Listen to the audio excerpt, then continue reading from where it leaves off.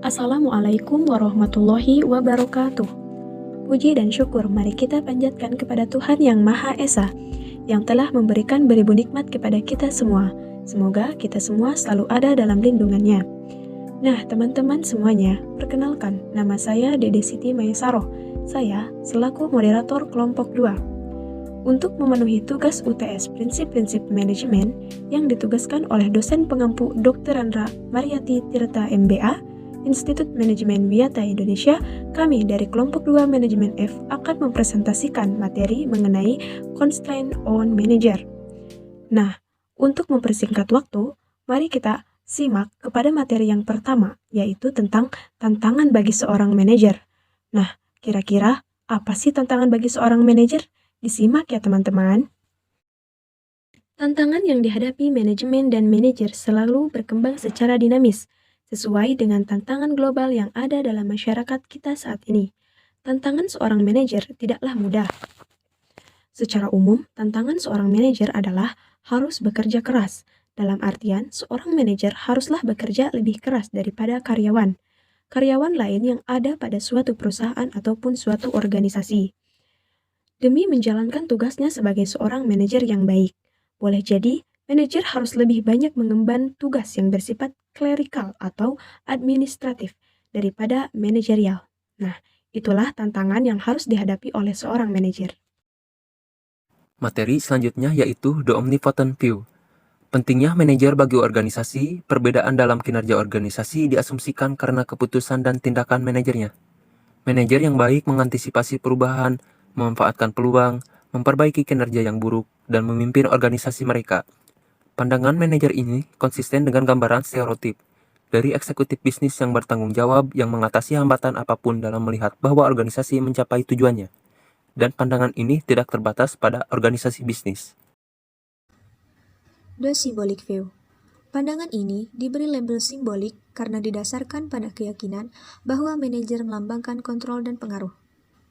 Peran sebenarnya yang dimainkan manajer dalam keberhasilan atau kegagalan organisasi dibatasi menurut pandangan ini. Pada kenyataannya, para manajer tidak maha kuasa atau tidak berdaya, tetapi keputusan dan tindakan mereka dibatasi. Jenis manajer. Ada banyak jenis pemimpin yang berbeda di seluruh spektrum hierarki perusahaan atau entitas.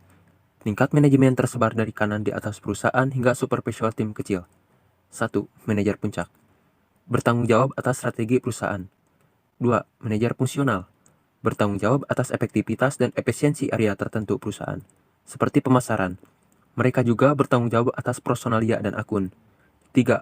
Manajer tim atau manajer pengawas. Bertanggung jawab atas subkelompok dari fungsi tertentu. 4. Manajer lini. Bertanggung jawab atas keluaran produk atau layanan tertentu. Mereka memegang otoritas dalam rantai komando vertikal atau atas lini produk tertentu. Fungsi manajer. Fungsi manajer ini dibagi menjadi 5 poin, yaitu 1. Perencanaan. Fungsi ini melibatkan pemetaan dengan tepat bagaimana mencapai tujuan tertentu. 2. Pengorganisasian. Setelah sebuah rencana dibuat, seorang manajer perlu mengatur tim dan materialnya sesuai dengan rencananya. 3. Kepegawaian. Setelah seorang manajer memahami kebutuhan daerahnya, dia dapat memutuskan untuk meningkatkan kepegawaiannya dengan merekrut, memilih, melatih, dan mengembangkan karyawan. 4. Memimpin. Seorang manajer perlu melakukan lebih dari sekedar merencanakan, mengatur, dan mengatur timnya untuk mencapai tujuan. Dia juga harus memimpin. 5. Pengendalian. Setelah elemen lain berada di tempatnya, fungsi manajer belum selesai. Dia perlu terus memeriksa hasil terhadap tujuan dan mengambil tindakan korektif yang diperlukan untuk memastikan bahwa rencana daerahnya tetap sesuai rencana. Peran yang dilakukan oleh manajer. Apa sih kira-kira peran yang harus dilakukan oleh seorang manajer itu? Kita simak ya. Seorang manajer memiliki banyak jabatan. Tidak hanya seorang manajer sebagai pemimpin tim, tetapi dia juga sebagai seorang perencana, penyelenggara, pemandu sorak, pelatih, pemecah masalah, dan pembuat keputusan. Semuanya digabung menjadi satu. Nah, kira-kira seperti itulah peran seorang manajer. Lingkungan eksternal mencakup hambatan dan tantangan. Kira-kira apa saja ya yang dibahas di sini? Mari kita simak. Istilah lingkungan eksternal memiliki arti sebagai faktor-faktor atau kekuatan-kekuatan di luar organisasi yang mempengaruhi kinerja organisasi. Lingkungan eksternal meliputi banyak aspek seperti aspek ekonomi atau tingkat suku bunga, inflasi, perubahan dalam tingkat pendapatan, fluktuasi di pasar modal, dan perubahan siklus bisnis. Aspek demografi seperti usia, ras, gender, tingkat pendidikan, lokasi geografis, pendapatan, komposisi keluarga. Aspek politik dan hukum seperti hukum nasional, hukum lokal, hukum internasional.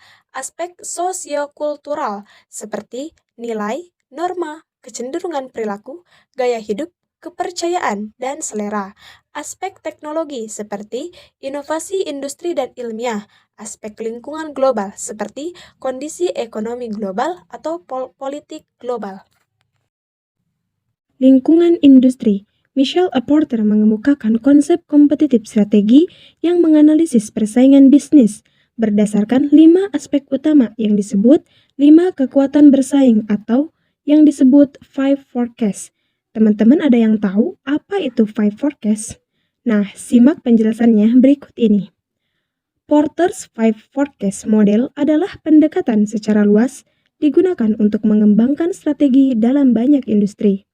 Nah, selanjutnya kita akan membahas tentang sifat daya saing dalam suatu industri menurut Porter. Yang pertama, persaingan di antara perusahaan yang ada. 2. Potensi masuknya pesaing baru. 3. Ancaman produk pengganti. 4. Daya tawar pemasok. Dan 5. Daya tawar pembeli. Materi selanjutnya yaitu lingkungan jauh. Lingkungan jauh terdiri dari faktor-faktor yang berada di luar dan terlepas dari perusahaan.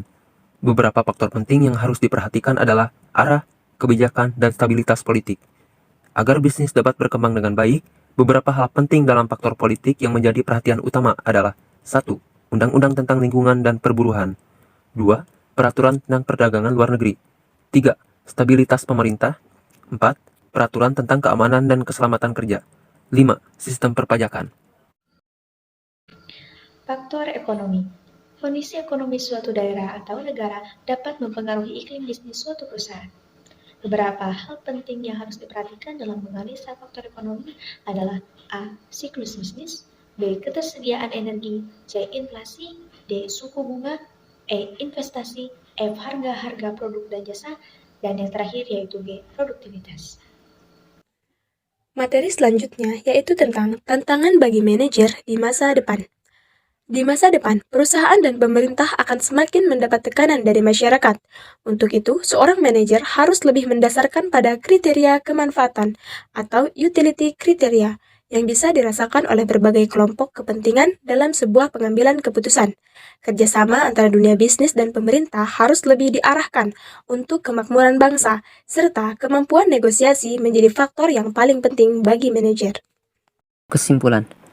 Manajer adalah orang yang mengatur atau menjalankan suatu perusahaan untuk mencapai sasaran yang tepat. Manajer yang baik mengantisipasi perubahan, memanfaatkan peluang, memperbaiki kinerja yang buruk, dan memimpin organisasi mereka. Manajer juga harus memahami strategi untuk mengembangkan perusahaan perencanaan, penyelenggaraan, pemecah masalah, dan pembuat keputusan. Mungkin dicukupkan sekian video presentasi dari kelompok kami. Atas segala kekurangannya, kami memohon maaf yang sebesar-besarnya, dan kami juga mengucapkan terima kasih kepada dosen pengampu yang telah membantu dan membimbing kami dalam menyelesaikan video ini. Dan semoga video ini bermanfaat bagi teman-teman semua. Terima kasih, salam sehat dan stay safe untuk semua. Wassalamualaikum warahmatullahi wabarakatuh.